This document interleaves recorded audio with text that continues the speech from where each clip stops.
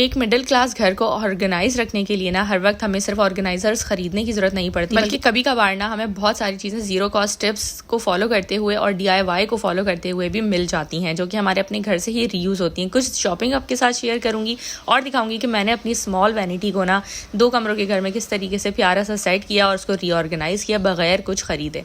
So welcome back to my YouTube channel and अस्सलाम वालेकुम। कैसे हैं आप सब लोग? उम्मीद करती हूँ कि आप सब खैर खैरियत से होंगे, ठीक ठाक होंगे। मैं बिल्कुल ठीक अल्हम्दुलिल्लाह।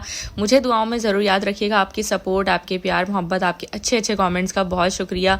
मैं रोज़ाना सबके कमेंट्स पढ़ रही होती हूँ और माशाल्लाह मुझे बहुत खुशी हो रही होती है कि जिस तरीके से आप लोगों को मेरी वीडियोस पसंद आ रही हैं और बहुत सारे क्वेश्चंस, बहुत सारी चीज़ें जमा हो रही हैं।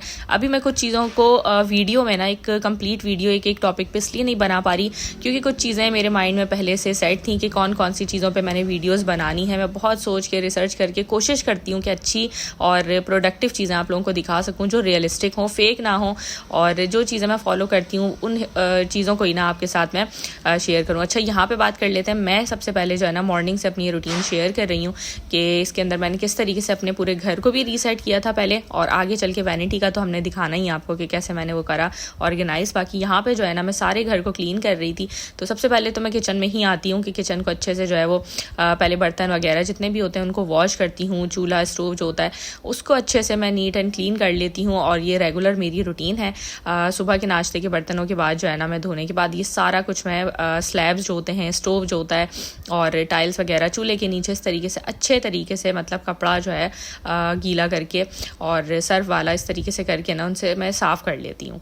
देखें, दूसरे जो है स्लैब्स वगैरह को मैं यहाँ पे क्लीन कर रही थी और साथ साथ ना मैं आप लोगों से ये भी बात कर रही थी कि मैं जो है ना अभी कंप्लीट वीडियो क्यों नहीं बना रही। मेरी बहनें बहुत सारी पूछ रही थी आप एडिटिंग कैसे करती हैं, आपका मोबाइल कौन सा है और आपने क्या किसी से कोर्स किया हुआ है। तो इस टॉपिक पे भी मैंने सोचा है कि इस पे तो बनाना बहुत ज़रूरी है वीडियो। तो इस टॉपिक पे तो इंशाल्लाह मैं कमिंग वीक में या इसी हफ्ते में अगर पॉसिबल हुआ सैटरडे संडे तो इंशाल्लाह ताला ज़रूर आप लोगों के साथ ना मैं कोशिश करूँगी कि शेयर कर दूँ। और आज जुम्मे का दिन भी है तो सबसे पहले तो आप लोगों को जुम्मा मुबारक। तो बाकी जहाँ तक कोर्स की बात है ना कि क्या मैंने भी किसी से कोर्स किया है, तो ऐसा बिल्कुल भी नहीं है मेरा, बल्कि 4 से 5 साल पहले भी एक चैनल था जो कि माशाल्लाह बहुत अच्छा ग्रो किया था। वो मैं इंशाल्लाह कमिंग वीक के अंदर ना मैंने सोचा है कि वीडियो जब बनाऊंगी तो आप लोगों के साथ अपना वो चैनल की कुछ ना क्लिप्स शेयर करूंगी कि माशाल्लाह वो बहुत अच्छा वायरल गया था और बहुत अच्छे से ग्रो करा था क्योंकि मैंने उस पर भी ना बहुत अच्छे से पहले सीख लिया था, रिसर्च कर ली थी और ख़ुद से ही सब कुछ सीखा था। देखें, अब जब आप कोशिश करते हैं ना तो आप यूट्यूब आपको सब कुछ सिखा देता है।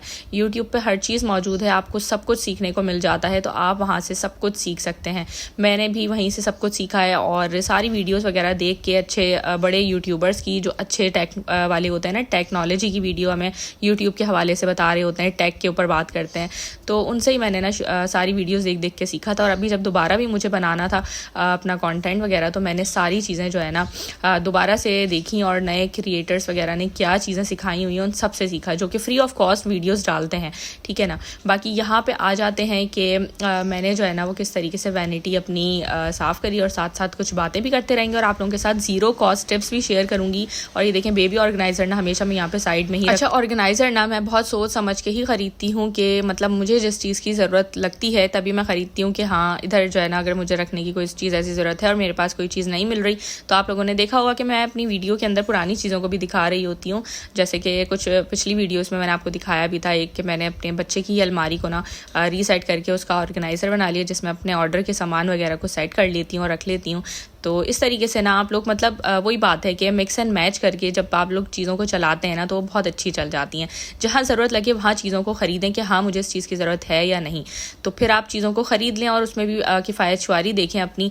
क्योंकि देखें, ये जो मेरा टॉपिक और मेरा चैनल है, मेरा जो कैटेगरी है ना वो एक मिडिल क्लास बहनों के लिए, फैमिली के लिए, और मेरा अपना जो मैं आप लोगों के साथ शेयर कर रही हूँ, तो मैं अपनी रूटीन भी शेयर कर रही हूँ, वो एक मिडिल क्लास फैमिली की ही है। जाहिर सी बात है, 2 कमरों का मेरा छोटा सा प्यारा सा घर जो कि मेरी पूरी दुनिया, मेरी ज़िंदगी और सारा कुछ जो है ना मेरा इन 2 कमरों के अंदर ही बसता है। तो अब जो है ना अपनी थोड़ा वैनिटी के हालात मैं आपको चेक करवा देती हूँ कि ये भाई बहुत ही भयानक हुई थी बेचारी। तो जाहिर सी बात है, मैंने कहा है ना कि भाई मैं भी परफेक्ट नहीं हूँ और कोई भी इंसान परफेक्ट नहीं होता। हर चीज़ अकेले मैनेज करना हो तो बहुत समझदारी से भी चलना पड़ता है, लेकिन कुछ चीज़ें ना अक्सर निगलेक्ट होती रहती हैं जो कि बहुत ज़्यादा ज़रूरी नहीं होती। जाहिर सी बात है, कोई मेकअप रोज़ नहीं करना होता मुझे और बच्चों के साथ टाइम जो है वो स्पेंड हो रहा होता है पूरे पूरे दिन उनके साथ और घर के कामों में। तो कुछ चीज़ें ऐसी होती हैं जो काफ़ी ज़्यादा ना नज़रअंदाज हो हो जाती हैं। तो खैर आज मैंने कहा कि भाई इसका तो जो है ना हुलिया दुरुस्त करना, और मैंने कोई चीज़ नहीं ख़रीदी। मेरे पास जो पुरानी रखी हुई थी वो मैंने जो है ना इसके अंदर रीसेट करी हैं और अपने घर से ही सारी चीज़ें निकाली हैं। जो मेरे पास एक आध ऑर्गेनाइज़र रखा हुआ था वो, बाकी आपको मैं नेक्स्ट में ना अभी कुछ क्लिप्स आएंगी तो उसमें दिखाऊंगी कि किस तरीके से मैंने सारे बॉक्सेस जो है वो पुराने संभाल के रखे हुए थे, जो कि हमारे घर में आते हैं। जैसे कोई मिठाई का है, ज्वेलरी का है, गिफ्ट बॉक्स है, कुछ भी है जो बहुत अच्छी क्वालिटी के होते हैं ना, उनको मैं फेंकती नहीं हूँ। तो मैं किस तरीके से उनसे ऑर्गेनाइज़ करती हूँ वो आगे मैं आप लोगों के साथ शेयर करूँगी। बाकी ये ऑर्गेनाइज़र बहुत ही पुराने मेरे पास रखे हुए थे, तो इनको जो है ना ये दूसरी जगह पे कहीं पड़े हुए थे तो मुझे मिले सफाई करते हुए ना, तो मैंने कहा ये जो है ना अपनी वैनिटी के अंदर मैं ड्रेसिंग टेबल के अंदर सेट करती हूँ ताकि मुझे जो है ना अच्छे से ऑर्गेनाइज़ करने का मौका मिल जाए अपनी ड्रेसिंग वगैरह को और उनकी ड्रॉर्स को। क्योंकि सबसे ज़्यादा जो मेरा यूज़ होता है ना वो मेरी इससे पहली वाली ड्रॉर का ही यूज़ होता है। इसके अंदर जितना भी कोई परफ्यूम्स हैं, बच्चों की चीज़ें हैं छोटी मोटी, अपनी मेरी ज़्यादातर तो खैर मेरी अपनी ही चीज़ें हैं, बच्चों को बल्कि मैं समझा रही होती हूँ कि आपका जो कबर्ड है तो आप सारा सामान उसमें जाके रखा करो, लेकिन बच्चे फिर भी आपको पता है वो तो छोटे हैं, तो वो जो है ना इसमें कभी अपनी पेंसिल, रेज़र, कॉपी, अपने जो है ना छोटे छोटे टॉयज़ कुछ ना कुछ ला के ना डालते रहते थे। और जिसका भी हाथ पड़ता है घर के अंदर आपको पता है, तो सारी पहली दराज का जो है ना वो बहुत ही ज़्यादा ना बुरा हाल हो जाता है। तो इसको मैंने काफ़ी टाइम से जो है सेट नहीं करा था, और ये मेरे पास ना बहुत ही अच्छा 200 का सिर्फ ये मैंने ऑर्गेनाइज़र लिया था, जो कि लिपस्टिक और इस तरह की जितनी भी लंबी पेंसिल स्टाइल की चीज़ें होती हैं ना, लिपस्टिक वगैरह, पेंसिल्स, लाइनर, मस्कारा, ये सारी ना इसके अंदर आ जाती हैं। इसमें पता नहीं 12 या 16 इस तरीके से कुछ स्पेस हैं बने हुए बॉक्सेस, और इसमें ना मैंने अच्छे से लिपस्टिक वगैरह सारी साइड कर दी थी। और यहाँ पर मैं आप लोगों के साथ छोटा छोटा ना शेयर भी करती जा रही हूँ कि किस तरीके से मैंने सारी चीज़ों को इसके अंदर ऑर्गेनाइज़ करके रखा। रैंडमली ही रखा है, जाहिर सी बात है, कोई बहुत एक्सपेंसिव या ऐसी चीज़ें तो मेरे पास नहीं, लेकिन अल्हम्दुलिल्लाह जो कुछ भी है तो मैंने अच्छे से सेट किया अल्हम्दुलिल्लाह। बाकी यहाँ पे कुछ चीज़ें मैं आप लोगों को दिखा रही थी मेरे पास, क्योंकि एक्स्ट्रा भी आ जाती हैं। जाहिर सी बात है मैं ऑनलाइन काम करती हूँ तो कभी मैं ना चीज़ें ज़्यादा भी ख़रीद लेती हूँ, तो कुछ अपने लिए भी रख लेती हूँ, उसमें से कुछ बच जाती हैं, तो जाहिर सी बात है कभी सेल नहीं होती तो अपने इस्तेमाल में आ जाती हैं, तो वो चीज़ें फिर इस तरीके से मेरे पास थोड़ी बहुत करके ना जमा हो जाती हैं। और सारी मेडिसिन भी मैंने एक पैकेट में करके रख दी थी। अच्छा, दूसरा वाला जो ड्रॉर था ना वो इतना ज़्यादा ना बिखरा हुआ नहीं था, ये यहाँ पे शायद आपको ऐसे फील हो रहा हो, लेकिन देखें क्योंकि ना इसमें बॉक्सेस ऑलरेडी रखे हुए हैं तो इसके अंदर सारी ज्वेलरी और छोटा मोटा जो भी सामान है वो मैंने इस तरीके से अरेंज ना किया हुआ था। इसके अंदर बस कुछ चीज़ें ऊपर ना बिखरी हुई थी, शॉपर्स वगैरह, तो वो मैं सारे सेट कर रही थी और मैं देख रही थी कि इसमें से क्या चीज़ें हटाने वाली हैं, कौन सी यहाँ की जगह की नहीं है और कौन सी दूसरी जगह पे रखने वाली हैं और यहाँ पड़ी हुई है। तो मैंने उन सबको निकाल लिया था।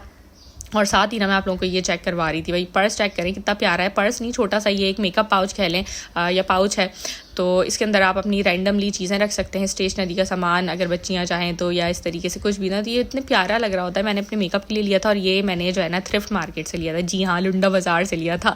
तो ये बहुत ही प्यारा लग रहा था मुझे, और ये पता नहीं मुझे 200 आई थिंक 200 तक का मिल गया था, क्योंकि इसकी क्वालिटी ना बहुत अच्छी थी।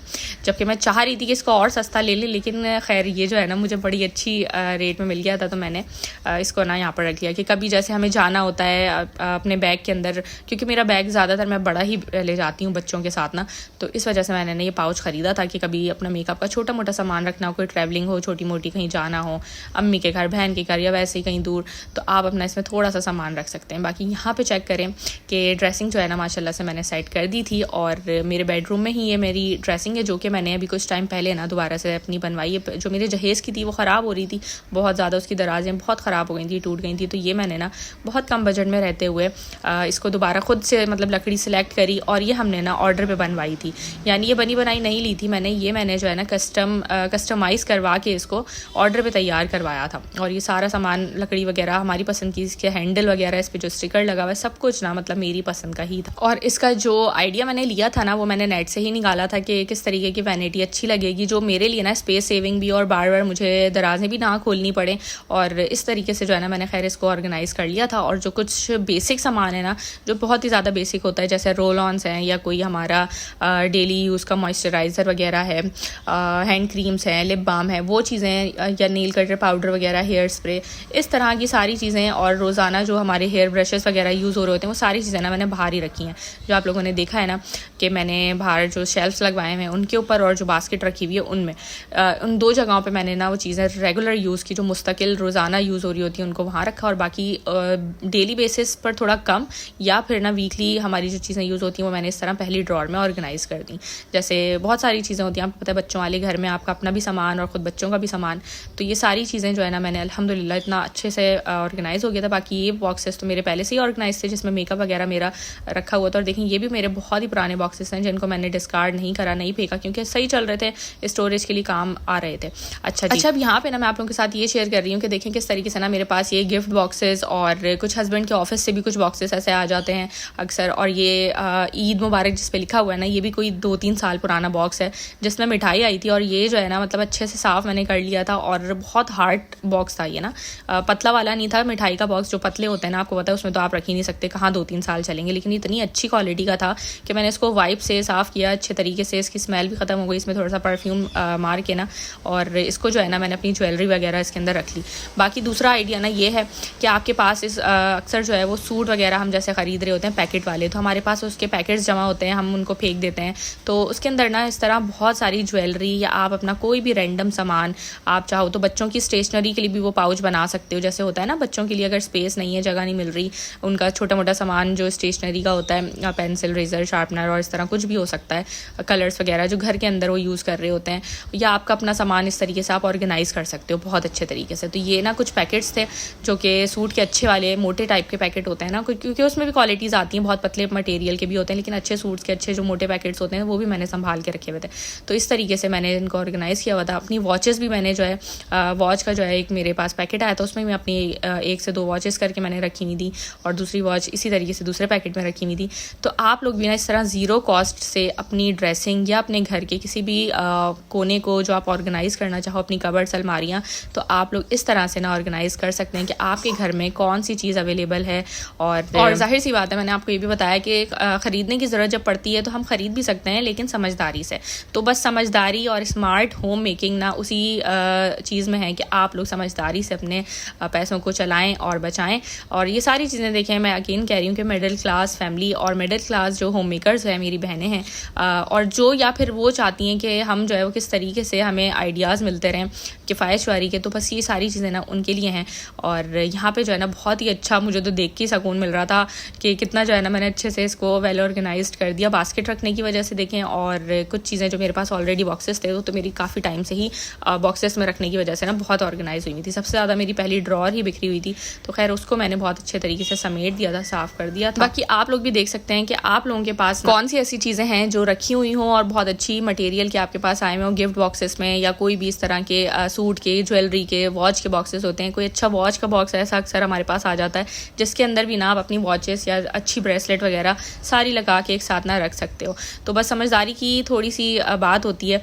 और देखें इस तरीके से ना सारी चीज़ें ना ऑर्गेनाइज हो जाती हैं। और ये बॉक्स तो मेरी शादी का ही था जो कि आप लोगों को आगे दिख रहा है। तो ये मैंने देखें अभी तक नहीं फेंका, क्योंकि भाई सही चल रहा है तो मैं क्यों फेंकूँ, मुझे जो है ना कोई किसी को दिखाना नहीं है। तो जाहिर सी बात है अपने लिए ना आप लोग सहूलत पैदा करें कि कौन सी चीज़ अच्छी है जो चल जाएगी और आप लोग उसको कब तक चला सकते हैं। तो बाकी यहाँ पर ना कुछ मैंने शॉपिंग करी, काफ़ी टाइम से ना कुछ चीज़ें ख़त्म हुई हुई थी तो मैंने वो परचेज़ करनी थी, तो मैं परचेज़ करके लाई थी। तो मैंने सोचा अपनी बहनों के साथ ना ये भी मैं शेयर कर देती हूँ। और यहाँ पे 2 बहुत ही प्यारे से ना लिप शेड्स मैंने लिए हुए थे। अच्छा यहाँ पे ना मैं साथ साथ आप लोगों को बताती चलूँ कि मैंने कोई भी चीज़ ना एक्स्ट्रा या फजूल इसमें से नहीं ली। जो चीज़ें मुझे ज़रूरत थी वाकई जिन चीज़ों की ना, मैंने वही परचेज़ करी और बहुत टाइम से मुझे लेनी भी थी। और ये काफ़ी टाइम बाद मैंने मतलब ना परचेज़ करी है, क्योंकि मेरा भी कोई ज़्यादा यूज़ नहीं था अभी मुझे, क्योंकि आगे यूज़ करना था ना। तो इस वजह से मैंने कहा आप चले जाते हैं और ना कुछ सामान जो हमारा ख़त्म हुआ है वो ले आते हैं, और वो भी सिर्फ ज़रूरत का। इसमें से कोई भी एक्स्ट्रा चीज़ मैंने नहीं ली।